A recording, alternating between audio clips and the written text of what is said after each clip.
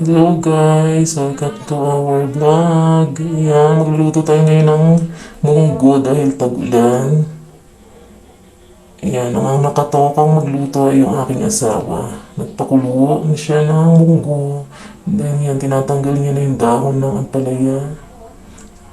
Ayan, kumukulo na yung munggo. Ayan yung bawang, tinagtag niya na rin. Yan, ganyan kabilis yung aking asawa magtagtad. Sunod na yung sibuyas. Tadta rin na yan. Yan, kamatis, kasunod. Yan, tinagtad niya na din. Then yan yung sahog natin dahil may budget, baboy. Ang sahog ng ating munggo. Yan na yung ating mga ricados. Yan na, pinrito niya muna yung baboy bago isahog sa munggo. Pinapainit niya na yung mantika. Ganyan kabilis. Yan, inuna niya yung bawang. Halo-halo, mekos-mekos. Hanggang ma-toasted. Yan. Mekos-mekos. Yan. Ayun na ang sibuyas. Sinunod niya na. Mekos-mekos. Ngani. Mekos-mekos. Kasunod na rin yung kamatis. Mekos-mekos. Mekos-mekos lang yan. Yan. Tapos sinunod niya na rin yung baboy na sahog. Mas pinasarap na munggo. Yan na. Mekos-mekos. Yan, nilagyan niya ng asin. Yan, more asin. Paminta, more paminta. Yan, mekos ulit si Daddy. Tapos yan, nilagay niya na yung munggo. Tapos yung sabaw.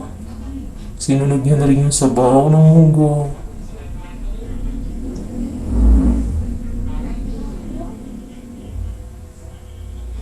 Yan na. Yan pa lang. Ayan na. Yan, halo-halo.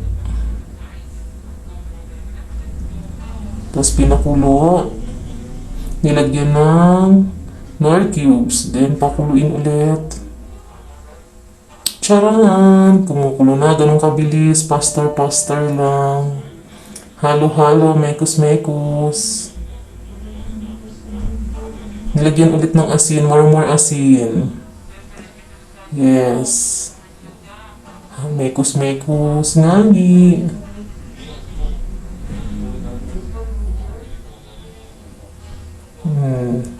Yan, sinunod niya na yung chicharon. Ganyan kabilis magluto ang aking daddy ng munggo. Mekos ngani. Yan. Kasunod na yan yung dahon ng ampalaya.